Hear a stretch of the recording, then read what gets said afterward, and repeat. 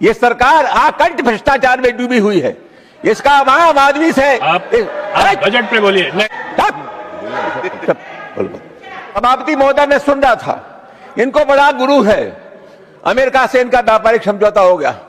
प्रधानमंत्री नरेंद्र मोदी ने अमेरिका के सामने समर्पण किया एक पक्षी, ये कोई समझौता नहीं है। ये बजट सही मानों में प्रधानमंत्री नरेंद्र मोदी के दोस्त अडानी और अंबानी द्वारा तैयार किए हुए बजट। देखिए, शर्माए दारों के नामे से कुछ नहीं है। समाप्ति महोदय, शब्द का सही ये पूंजीपतियों के हाथ बिके हुए लोग हैं। शर्मा क्यों रहे हैं सर? ये समाप्ति महोदय, इनको दिक्कत क्या सही बात सुनने में? समाप्ति महोदय, मुझे आपका संरक्षण है, इनको बंद करिए। बहुत मेहनत करके आप पीठ को देखकर बोले। बैठ जाओ आप। सभापति जी, ये सरकार इसी बात पर खुश है कि बहुत बड़ी दौलत का बजट हमने प्रस्तुत किया है। 53,47,315 करोड़ रुपए का। सभापति जी, महत्वपूर्ण ये नहीं है कि हम कितने चले हैं, उससे ज्यादा महत्वपूर्ण यह कि हम किस दिशा में चले हैं। किसी व्यक्ति को अगर अपनी मंजिल पता न हो, और मैं समझता हूं जहां तक इस बजट का सवाल है, बजट की दिशा होनी चाहिए कि वो बजट गांव की तरफ चला है, गरीब की तरफ चला है, जो बेबस और बेसहारा लोग हैं उनकी तरफ चला है। इस बजट की कोई दिशा आम आदमी की स्थिति में सुधार करने की नहीं है, जिसके चलते सभापति में महोदय मैं कह सकता हूं कि ये जन विरोधी बजट। सबसे बड़ा सवाल तो यह है कि इस देश में और खासतौर से बजट में कृषि की उपेक्षा हुई है। सभापति महोदय, कृषि इनकी प्राथमिकता में शामिल नहीं है। अभी भी देश में सबसे अधिक रोजगार देने वाला क्षेत्र कृषि है।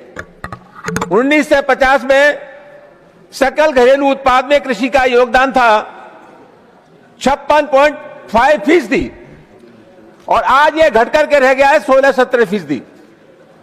बहुत महत्वपूर्ण मामला सभापति महोदय, हमारे देश में किसान की लूट हो रही है। सरकार दावे कुछ भी करे, लेकिन उत्पादन लागत बढ़ रहा है, और किसान जो फसल पैदा करता है, फसल पैदा करने के बाद उसको जो फसल का मूल्य मिलना चाहिए, उसे फसल का मूल्य नहीं मिलता। बिचौलियों की शर्तों पर उसे अपना उत्पाद बेचना पड़ता है। तो किसान आज संकट में है। और मजेदार बात यह है सभापति महोदय कि नीति आयोग कहता है कि 10 वर्षों में किसान की आय में 126% की बढ़ोतरी हो गई। यह कौन सी गलतफहमी का शिकार है सभापति महोदय? अभी जो महाराष्ट्र से खबरें आई हैं, उन महाराष्ट्र की खबरों में पूर्वी महाराष्ट्र का जो यवतमाल जिला है, जनवरी महीने में उसमें 21 किसानों ने आत्महत्या की है। विदर्भ क्षेत्र में 10 जिलों में 1567 किसानों ने आत्महत्या की है। सभापति महोदय, इनका किसानों से कोई संबंध नहीं है। ये किसानों के कातिल हैं। और सही मानों में सभापति महोदय, निर्मला सीतारमण जी ने तो इस बजट को पढ़ा है। ये बजट सही मानों में प्रधानमंत्री नरेंद्र मोदी के दोस्त अडानी और अंबानी द्वारा तैयार किए हुए बजट। देखिए, शर्माए दारों के नामे से कुछ नहीं है। सभापति महोदय, शब्द का सही। ये पूंजीपतियों के हाथ बिके हुए लोग हैं। शर्मा क्यों रहे हैं सर? ये सभापति महोदय, इनको दिक्कत क्या सही बात सुनने में? आप विषय पर बोलिए और शब्द संयम के साथ। सभापति महोदय, मुझे आपका संरक्षण है, इनको बंद करिए। मैं बोल रहा हूं, बैठिए। सभापति महोदय, किसान ने बहुत मेहनत करके। आप पीठ को देखकर बोले। बैठ जाओ। आप पीठ को देख के बोले, आपस में नहीं। सुमन साहब, आप गंभीर आदमी, आप लोग बैठ जाओ। आप अपनी बोलते रहिए। आप बैठ जाइए, अपनी बात कहने दीजिए। सभापति महोदय, किसानों ने बहुत मेहनत करके इस देश को आत्मनिर्भर बनाया, अपने पैरों पर खड़ा किया।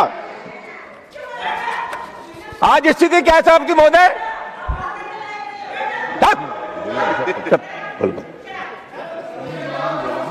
सभापति महोदय, आज स्थिति क्या है सभापति महोदय? किसान ने पैदा किया, इस देश को आत्मनिर्भर बनाया, खाद्यान्न के क्षेत्र में, लेकिन हमारे देश में खाद्यान्न के रखने का कोई भंडार नहीं है।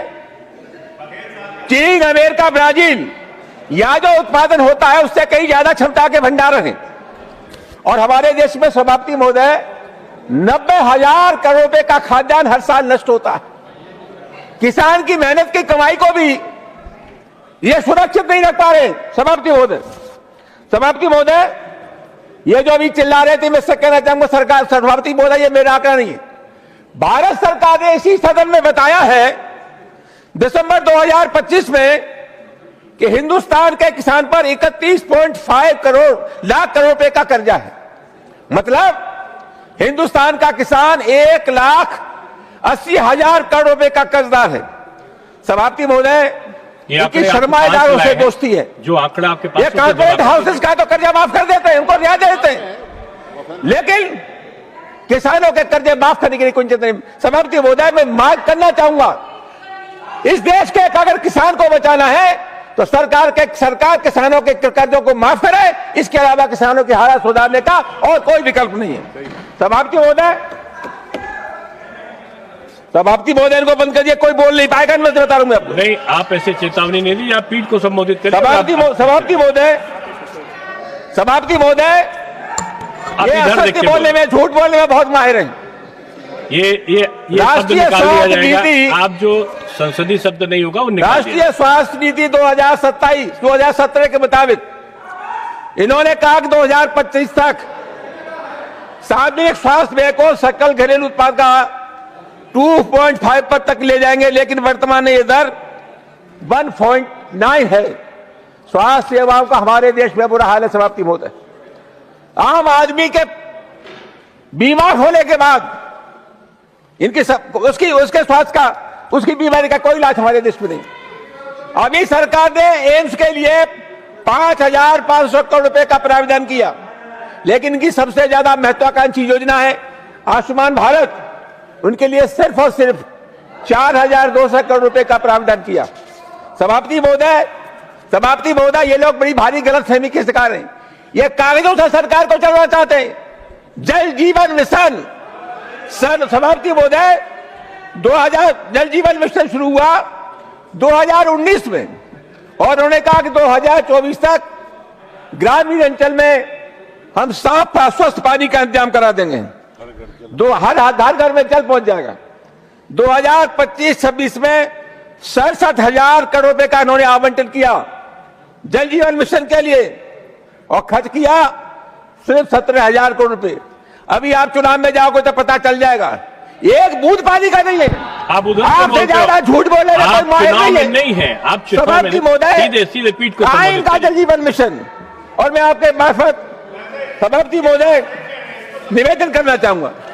सभापति महोदय, प्रधानमंत्री ग्रामीण आवास योजनाएं 2025-26 में 57,000 करोड़ रुपए का बजट आवंटित, खर्च हुए मात्र 32,000 करोड़ रुपए। और इस साल ये जो बजट है प्रधानमंत्री ग्रामीण आवास योजना का, वो सिर्फ 54,000 करोड़ रुपए है। सभापति महोदय, प्रधानमंत्री ग्राम सड़क योजनाएं 2025-26 में 19,000 करोड़ रुपए का आवंटन हुआ, और खर्च हुआ सिर्फ 11,000 करोड़ रुपए। सभापति महोदय, बजट कितना भी बना दें, लेकिन कभी आपने देखा है कि आपका बजट कितना खर्च हो रहा है? कभी देखा है आपने कि आपने जो बजट बनाया उसका पैसे का सही इस्तेमाल हो रहा है कि नहीं हो रहा है? आप आसमान में उड़ रहे हैं, नीचे आ जाओगे, घबराने की जरूरत नहीं है। कोई इनका दृष्टिकोण व्यावहारिक नहीं है। सभापति महोदय, मैं एक ही निवेदन आपके मार्फत करना चाहूंगा, योजनाएं बनाना और उन पर धन आवंटित करना यही काफी नहीं है।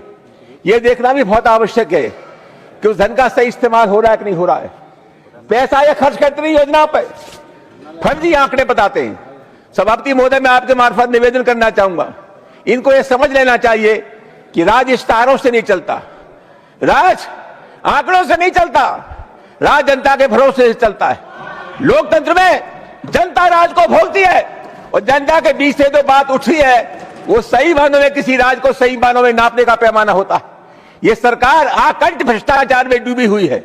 इसका वहां आम आदमी से आप बजट पे बोलिए। नहीं, देखिए ये इनका माननीय सदस्य ऐसा व्यवहार नहीं करेंगे। आप समाप्ति बोधे किसी माननीय कोई सदस्य रिश्ता नहीं है। अशिष्ट व्यवहार समाप्ति नहीं। बोधे आप पीठ को संबोधित करें। समाप्ति महोदय मैं सुन रहा था, इनको बड़ा गुरु है।